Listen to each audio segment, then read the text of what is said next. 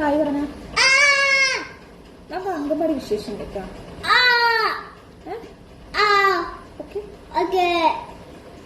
ഏതാണ് ഫ്രണ്ടിന്റെ പേര് പറഞ്ഞോട്ടെ?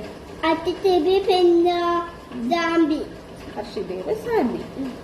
ഈ സാൻവിയുടെ ഏതാണ് അടിക്കാറുണ്ടോ?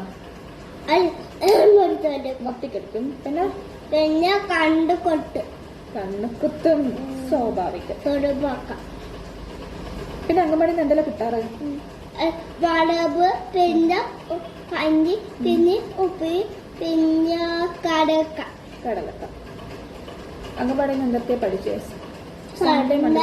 ബണ്ട, തോട്ട്,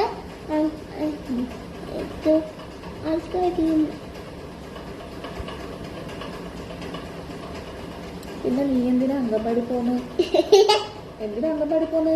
കഞ്ഞി, പിന്നെ വളപ്പ്, പിന്നെ ഉപ്പിട്ടില്ല കടലക്ക.